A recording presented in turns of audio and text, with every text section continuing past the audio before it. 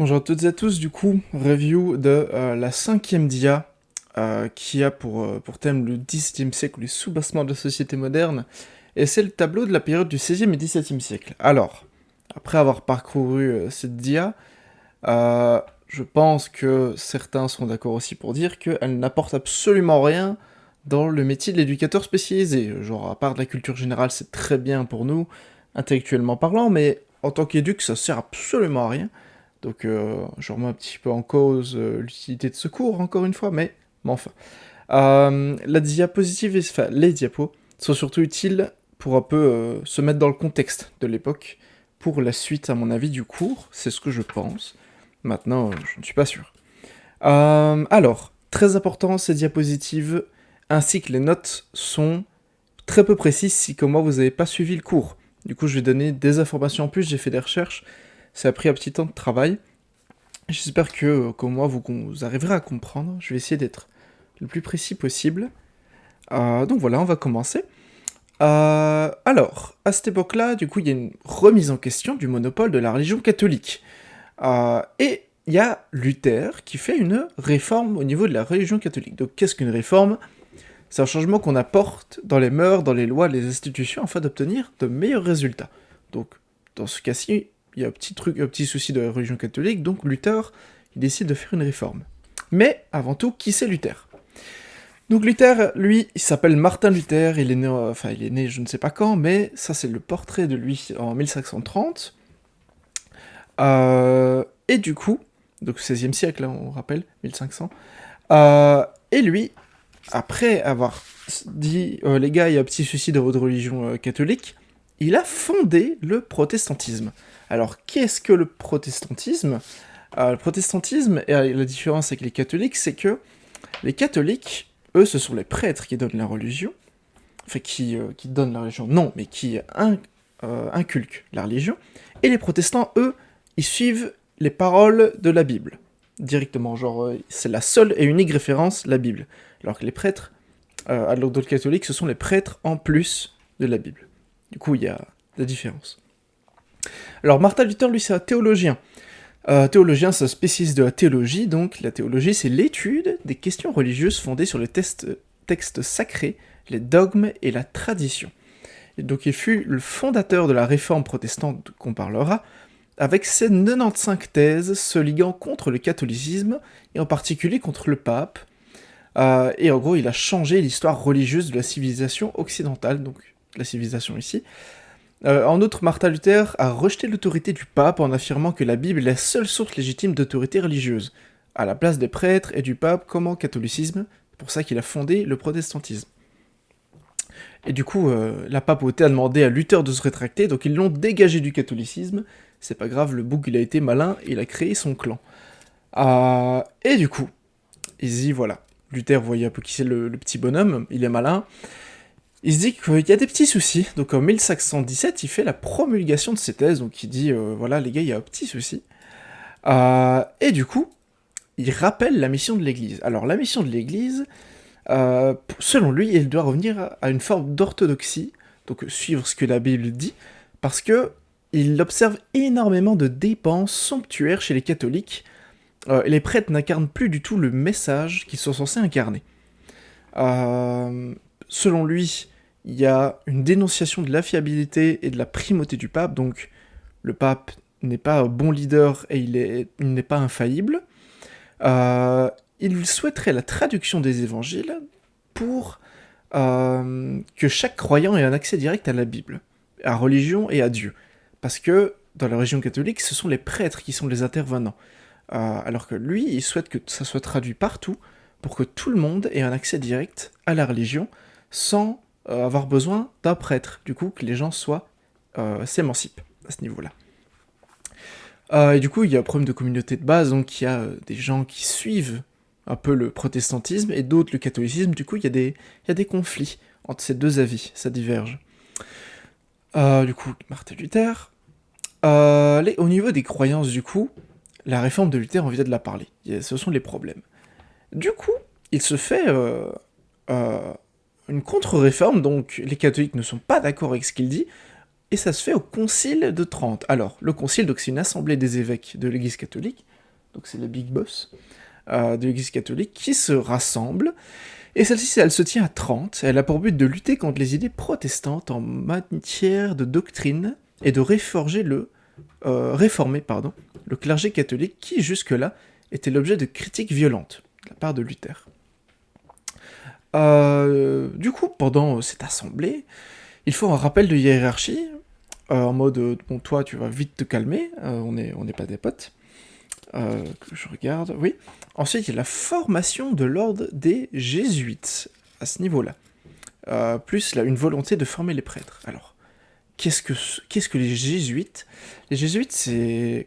Comment expliquer? Alors, j'ai fait des recherches, j'ai pas extrêmement bien compris, je vais vous dire ce que j'ai compris. Si vous avez d'autres infos, n'hésitez pas.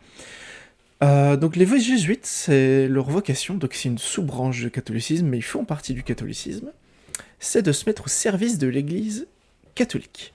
Ça les a conduits à s'engager de la contre-réforme là-dedans, du coup, et à orienter leurs activités vers l'évangélisation. Donc le fait de suivre les enseignements de Jésus, de la justice sociale et de l'éducation. Donc c'est un peu des bons petits soldats qui aidaient le catholicisme à renforcer leurs idées et à suivre les conseils de Jésus principalement.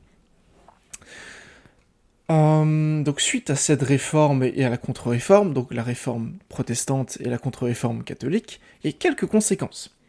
Il y a l'apparition d'un sentiment plus individualiste lié à la mentalité protestante. Donc l'individu, il se met en chemin dans son rapport à Dieu sans passer par l'église hiérarchisée. Donc il ne suit plus le pape, le prêtre, le pape, l'église, le prêtre, il suit sa propre vision de la Bible. Du coup, les gens, ils n'ont plus besoin de qui que ce soit pour avoir un rapport avec Dieu. Ils n'ont plus besoin d'un prêtre ni quoi que ce soit. Du coup, ça devient individualiste pour les protestants. Il y a le commencement de très lent déclin de la place de religion dans la société parce qu'on dit qu'il y a énormément de problèmes, que ça commence à énerver du monde. Du coup, les gens s'y intéressent de moins en moins. Alors, quand même une très très forte influence, mais ça décline petit à petit. Du coup, suite à ça, aux petits soucis qu'il y a eu avec Luther, se créent des luttes en Europe au XVIe et XVIIe siècle, donc en 1500-1600. Ce sont des luttes principalement commerciales, de conquête de territoire, de pouvoir, mais ils se sont basés sur fond de guerre des religions, pour trouver une excuse. Enfin, il y avait réellement un conflit des religions, qui était bien là, il existait, mais on a utilisé cette excuse-là pour créer un profit. Il y a eu surtout plusieurs puissances mondiales et rivales qui sont affrontées. Donc l'Espagne et l'Autriche, du côté catholique, contre les Pays-Bas du Nord et la France du côté protestant. Alors la France, dans tout ça, ils voulaient surtout diminuer le pouvoir politique des Habsbourg. Alors les Habsbourg, c'est une maison de souveraineté d'Autriche, donc c'est comme si on disait les Saxe-Cobourg-Gotha en Belgique, donc vraiment une maison de royauté. Ils voulaient diminuer leur chiffre d'affaires, donc ils sont liés aux Pays-Bas pour détruire leur pouvoir d'affaires en détruisant leurs armées et leurs richesses. La puissance commerciale, du coup, commence à supplanter la puissance conquérante. Donc, plus t'es riche, mieux c'est, et ça n'a rien à voir avec le niveau de territoire. C'est pas la taille qui compte, c'est la quantité de... Non, je me suis mal expliqué. En gros, c'est pas la taille de ton territoire et de ton armée qui compte, c'est la quantité d'argent que tu as qui compte. Voilà.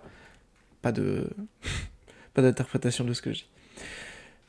Du coup, la guerre des religions, suite à la réforme protestante et contre-réforme, l'Europe du Nord adhère à la réforme, surtout le nord de la France, tandis que le Sud défend la contre-réforme. Donc, le Nord est pour le protestantisme et le Sud est pour le catholicisme. Au début du XVIIe siècle, il y a une grande instabilité en Europe, et il y a une guerre des 30 ans qui arrive, vraiment une guerre des 30 ans, donc de mai 1618 à mai 1648. Elle éclate suite à une querelle entre des princes allemands catholiques et protestants, et elle prend rapidement une ampleur européenne, causant la mort de millions de personnes. Donc c'est vraiment une guerre des religions qui se poursuit à ce niveau-là, entre les protestants et les catholiques. La guerre des religions, elle affaiblit la position d'hégémonie, donc de la suprématie d'un État, d'une nation ou d'autre, du fait religieux de la vie du monde. Du coup, les gens, ils se disent, est-ce que la religion a vraiment besoin d'être un pouvoir d'État.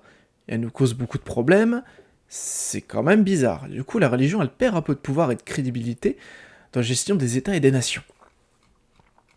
Donc là, il y a des documents. Alors, je me demande vraiment pourquoi il y a ces images-là, parce que on voit les dates 1590, 1572, 1584, alors que la bataille dont on parle, c'est en 1600. Voilà. S'il y a un professeur qui est dans le coin pour m'expliquer pourquoi il y a ces documents-là, ce serait cool. Du coup, suite à cela, à tous les problèmes qu'il y a eu, il y a une montée en puissance des États nationaux centralisés. Donc l'État national centralisé, c'est le droit sur un territoire géographique. Alors, on va venir à une petite différence. Avant, c'était des... Donc les gens qui avaient un pouvoir, qui étaient rois, avaient une puissance sur une région. Comme si moi j'étais roi de Wallonie, par exemple. Alors que là, ils commencent à avoir... Enfin, donc chacun gère son territoire comme il l'entend, même au sein d'un même État. Donc il y a plusieurs régions avec plusieurs territoires. C'est ce que j'ai compris, attention, peut-être que je dis de la merde, mais c'est ce que j'ai compris suite à mes recherches et au cours. Et du coup, là maintenant, il y a une montée en pouvoir du fait que les rois, maintenant, ce sont des rois d'État. Donc, le roi de France, le roi de Belgique, le roi d'Autriche, et non plus le roi de Franche-Comté, le roi du Sud, le roi de Marseille, voilà. Ça n'existait pas le roi de Marseille. Et du coup, il y a une montée de ce mode de fonctionnement-là, donc de fait de diriger de façon nationale. En France, donc c'est Louis XIV qui est monarque absolu de droit divin depuis 1661. Donc on a vu le droit divin, c'est le droit sur tout, et monarque absolu, c'est le roi absolu de l'État et de droit divin, donc il gère tout, il a droit sur tout. C'est lui le big boss. D'un point de vue politique, donc il y a un contrôle de la noblesse, de par la cour de Versailles. Il y a un appui sur les bourgeois, donc une mise en avant des tiers-états. Donc les bourgeois, avant, vous voyez, il y a eu une séparation vite fait sociale, mais les gens de plusieurs appartenances sociales s'entendaient bien. Maintenant, les bourgeois se mettent vraiment à part et ils ont de plus en plus de puissance grâce au commerce qui s'installe. Donc ça, c'est notre petit Louis XIV, Versailles. Versailles encore. Du coup, il y a, comme je l'ai dit, une montée en puissance.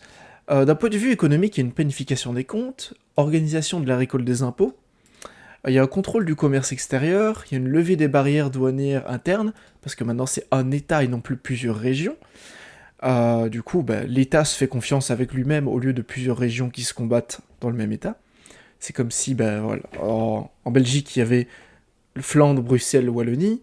Maintenant, c'est Belgique, c'est plus Flandre, Bruxelles, Wallonie. Du coup, on coupe les barrières douanières à l'intérieur, puisqu'on est tous copains maintenant.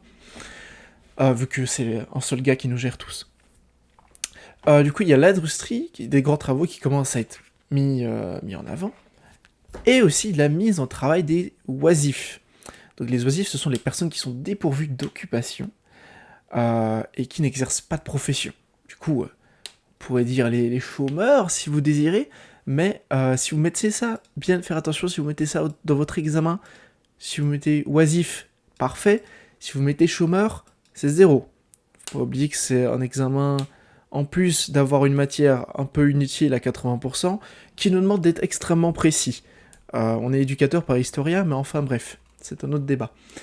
On sent la colère là dans la voix. Du coup, d'un point de vue légal, avant c'était les coutumes et le droit canon, donc l'église, qui dirigeait l'État. Donc l'église avait vraiment une forte influence. Suite à cela, après la montée en puissance des États nationaux, c'est le droit régalien, donc le droit du roi, vers un droit national centralisé qui ont le pouvoir. Alors qu'est-ce que le droit régalien ? Ce sont les pouvoirs exclusifs du seigneur, que personne d'autre n'a le droit d'exercer sur son territoire. Du coup, ce ne sont plus des rois de territoire, régaliens féodal, ce sont des rois d'État, national centralisé. Comment expliquer ? Avant, j'espère que vous avez compris, mais du coup, petit récap d'ici. Les coutumes et les droits canons, c'était avant, donc c'était ça c'est comme ça et pas autrement, ça décide comme ça, l'église décide.